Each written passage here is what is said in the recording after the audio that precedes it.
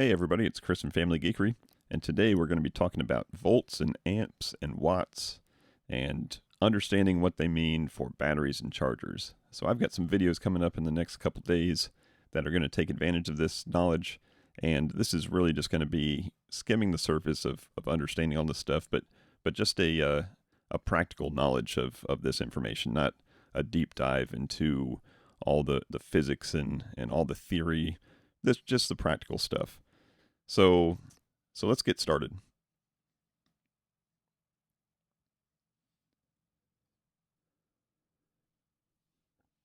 So we've all seen these type of chargers, right?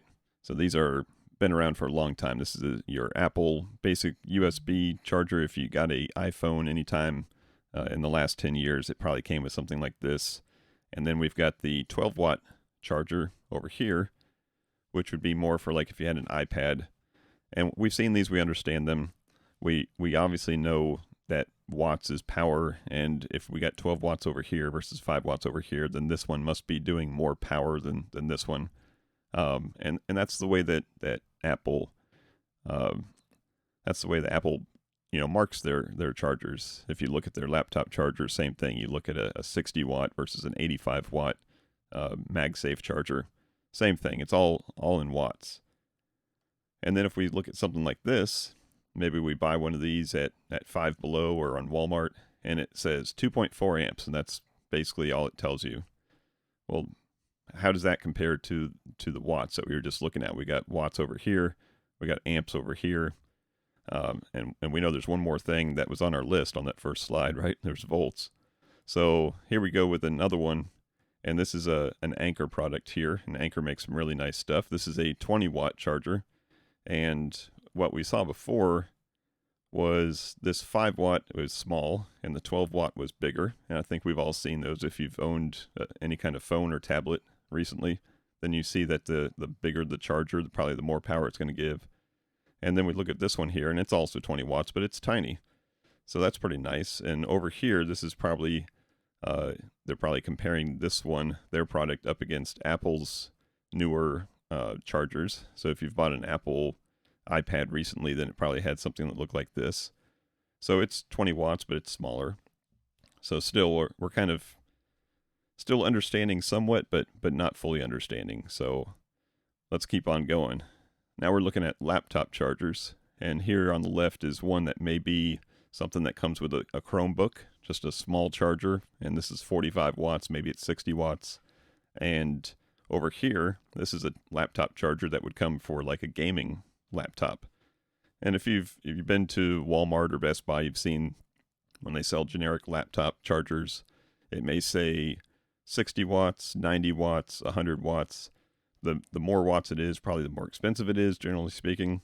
So here we go, this big boy here, 200 watts. So we know that's got a lot of power, and it makes sense, right? A Chromebook doesn't take a whole lot of juice, but a gaming laptop that's got a GPU or something and it's got those fans blowing the whole time, then it obviously takes more power. All right, and we've even got these guys here. This is a 12-volt charger, something that you would plug into your cigarette lighter. Now, a lot of cars these days have just the USB ports right in the dashboard anymore, which is awesome. But in the old days, we'd have to buy one of these at the store, and we'd plug it into the cigarette lighter, and it would allow us to charge a couple things. So this one, we know we plug it into a 12-volt source, but it says it's a 5-volt charger, and it says 4.8 amps. So now we've got two of these things. We got volts and amps, but it doesn't say how many watts it is now. So it's a little confusing. I don't know if it's confusing on purpose, but it's a little confusing if you don't understand all this stuff and how you can compare, this charger versus, one of these chargers or one of these chargers. We got watts, we got amps, we got volts. So how does everything kind of relate together? Well, again, we're not going to get too deep into the theory, but we need to understand a little bit of stuff.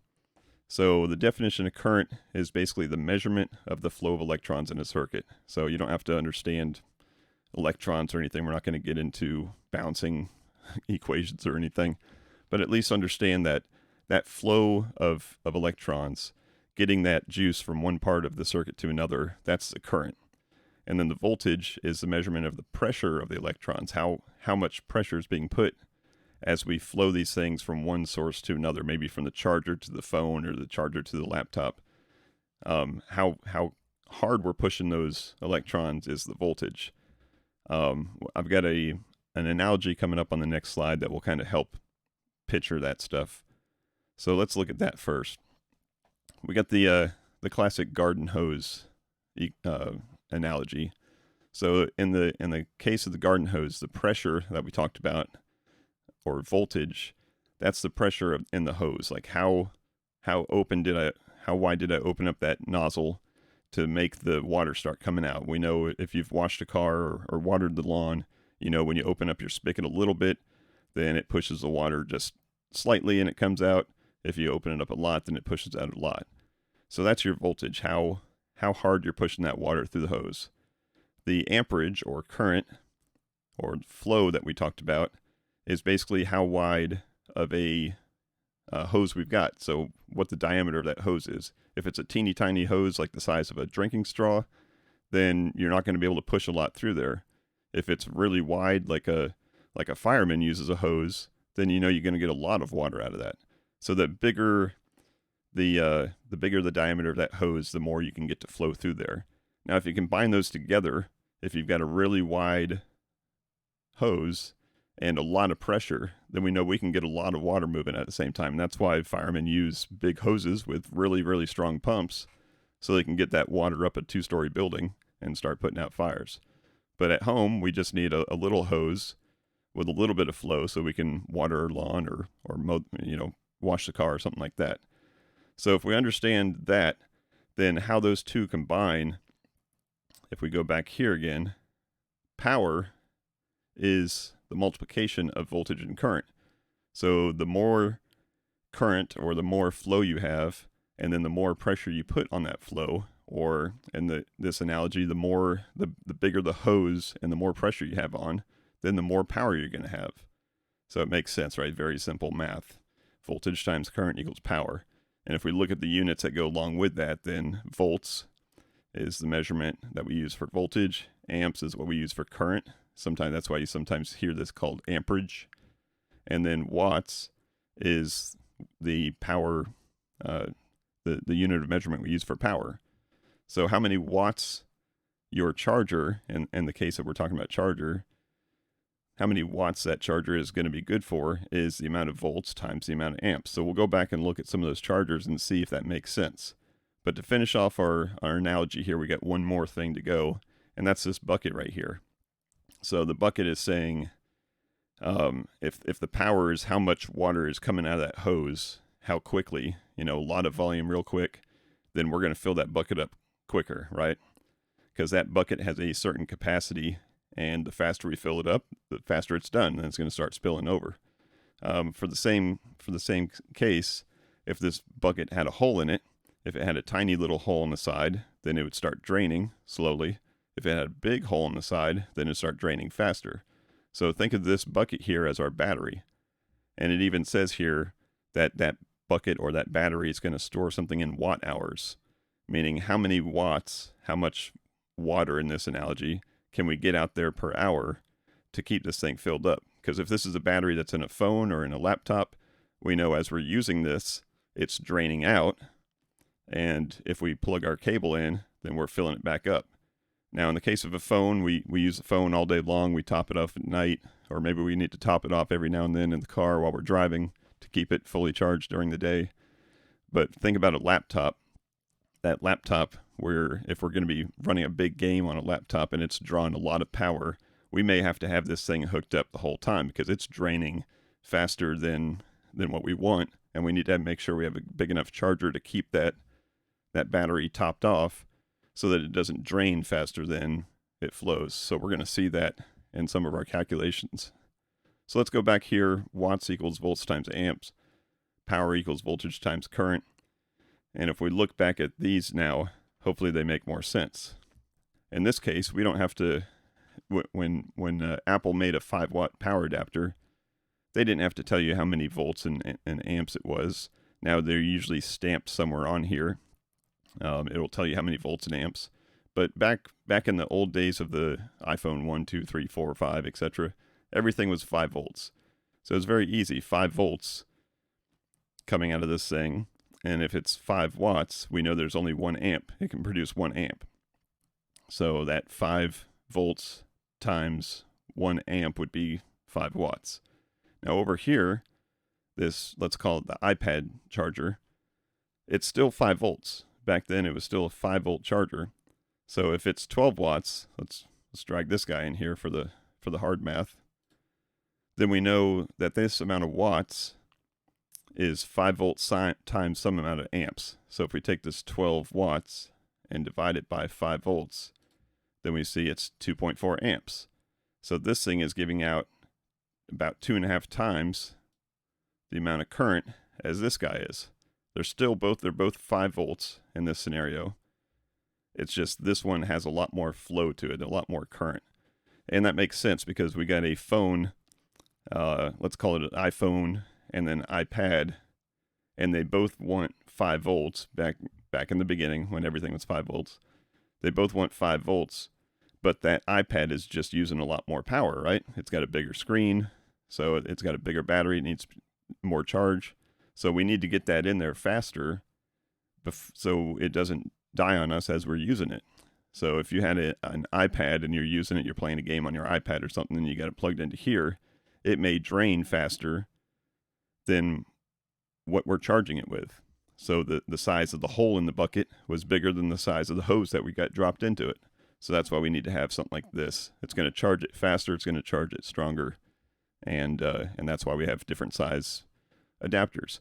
Now think about this. Have you ever had an iPad and you needed to charge it up a little bit because you're maybe playing a game on the couch and it's starting to die on you, you need to plug it into something, and all you got is maybe your iPhone charger next to the table, and you plug your iPad into this? Well, I bet you this thing gets pretty warm. We've probably seen that before.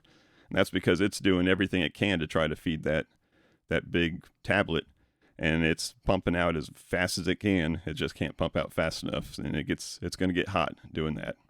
And it's fine. Heat is fine as long as it doesn't go out of control.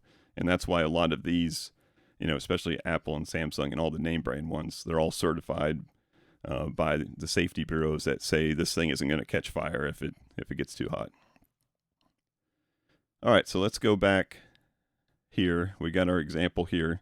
So let's look at this laptop charger. So this is an advertisement for a 45 watt laptop charger. And it wants to make sure, this is like one of the pictures in the advertisement on Amazon. They want to make sure you buy the right one so you don't have to return it. So it says, are you buying the right one here? And it says that it provides 19.5 volts, 2.3 amps. If you multiply those together, it's going to be pretty close to 45 watts. So yes, if you have a 45 watt laptop, which would probably be a Chromebook or a very small laptop, then it'll say, yes, this charger would be good for it. But if you've got maybe a bigger Dell Windows book that takes 65 or 90 watts, then no, this is not going to be good. Now, the computer wants 19.5 volts. That's what it needs to run. So the battery that's inside it is providing the computer 19.5 volts. So the charger wants to provide that battery 19.5 volts. And I guarantee this laptop charger would run the computer, but it's just not going to keep the battery charged up fast enough. So here's the current, or that flow that we talked about.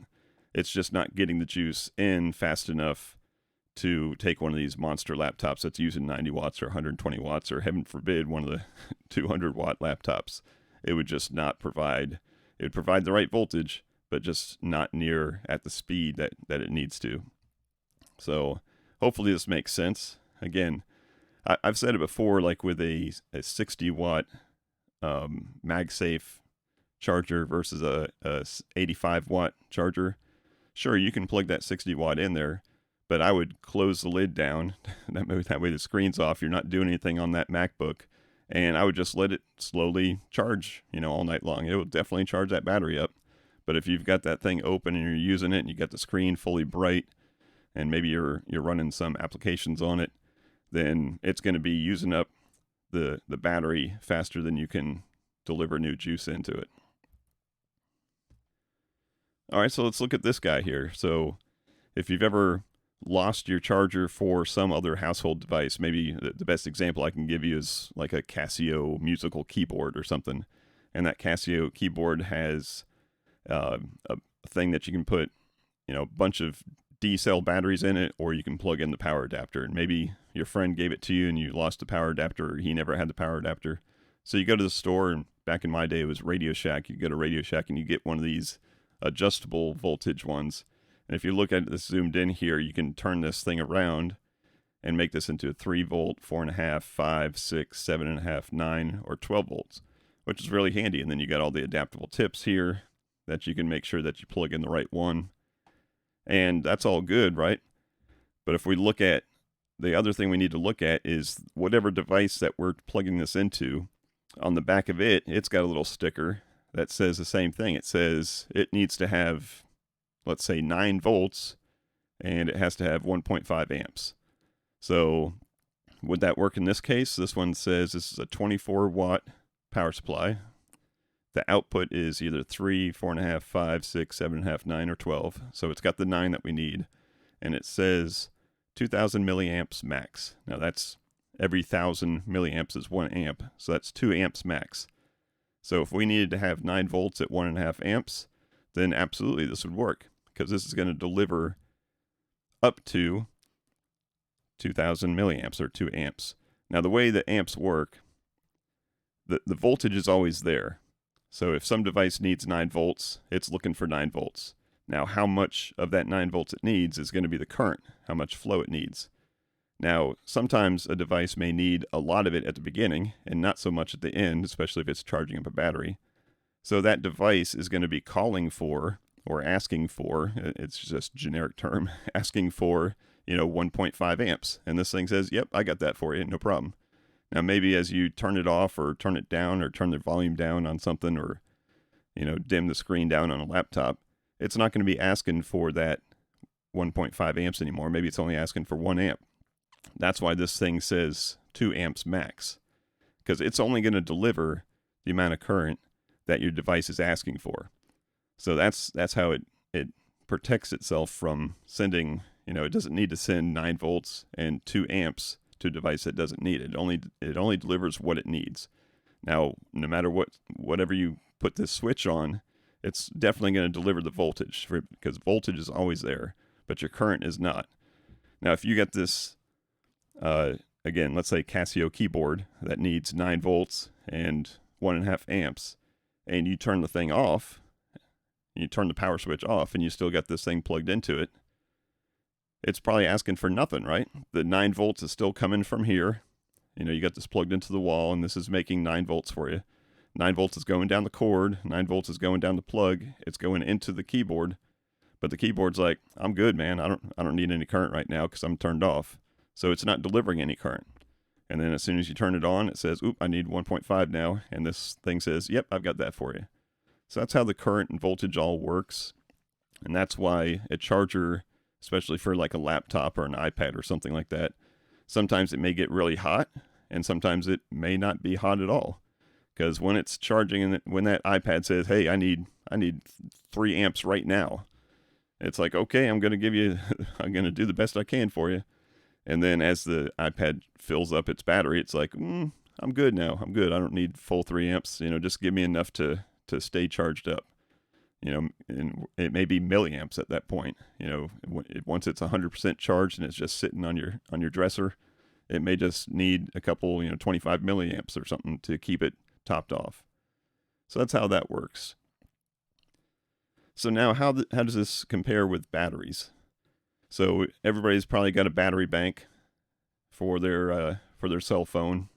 And when we buy these things, this one right here, this particular 2-pack that you can get at Amazon, is 5 volts, 2.4 amps output. So out of this USB port right here, it's going to provide the 5 volts that your device needs, and up to 2.4. Remember, that's a 2.4 max. Your phone may only need 1 amp at a time. Your phone may need 2 amps at a time.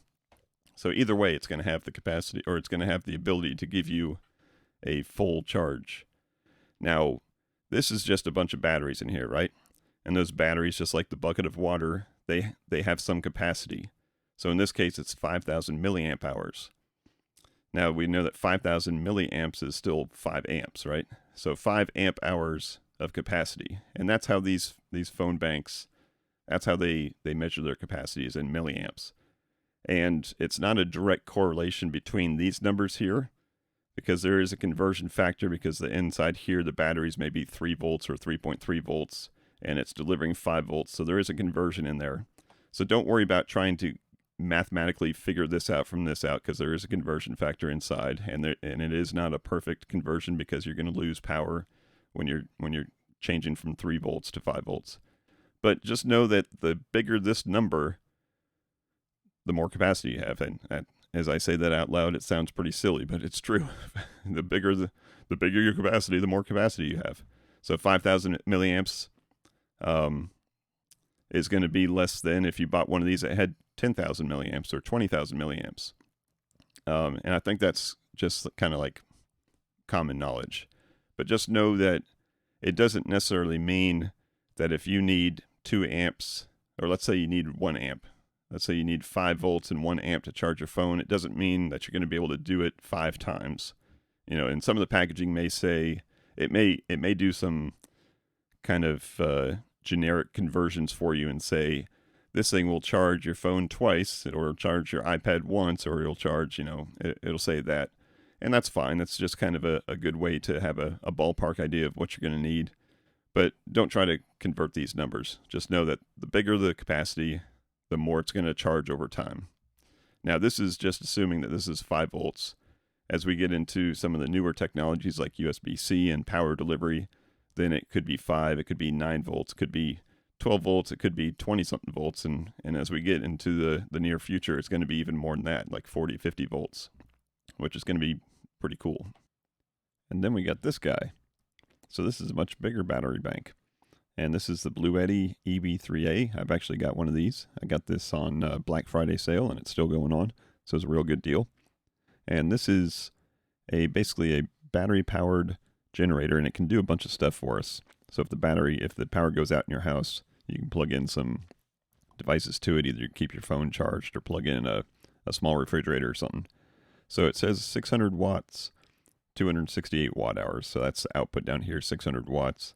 That means that this can, from the batteries, it can create, using an inverter, up to 600 watts of power. The 268 watt hours is your capacity. So if you plugged in, let's say, maybe a 100 watt television set to this, then you could run it for 2.68 hours. So 100 watts at 2.68 watt hour, or 268 watt hours, that's about 2.6, 2.5 hours. Now, if you had something that was a lot higher power, maybe you had some device that you plugged in that was 400 watts that it took, then obviously it's going to last less than an hour for you. So you got to kind of figure out what you're going to run and how long you need to run it to know what kind of capacity that you need. Now, in addition to the inverter that it's got a bunch of other nifty things. So you got the 12 volt, basically your cigarette lighter plug here, and it can give you 12 volts at 10 amps. So that's pretty good. That's 120 watts total. Then we got our USB connectors here, just the USB A's.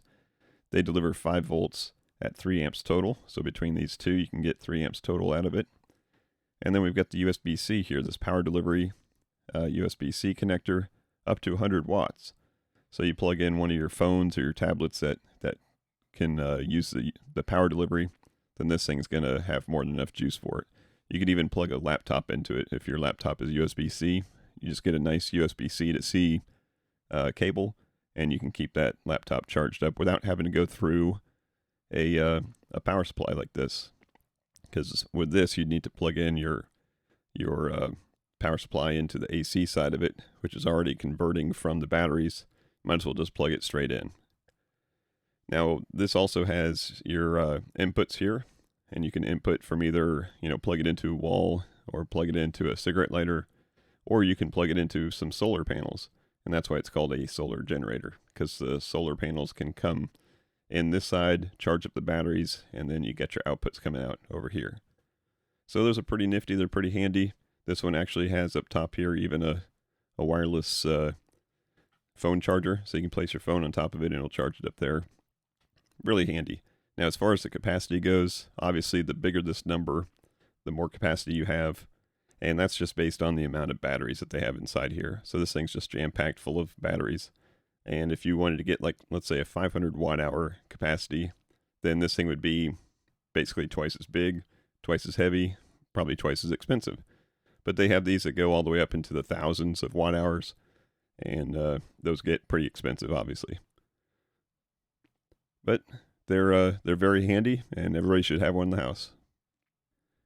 Now, all of this, I'm trying to convince you guys that you want to make sure you're using the right charger for the right devices, and you got to be careful of crap and lies. So here's some cheapy plugs, and they even make their name look like a name brand that we know and trust, but it's not a name brand that we know and trust. They make it look like Anchor, which is a good brand.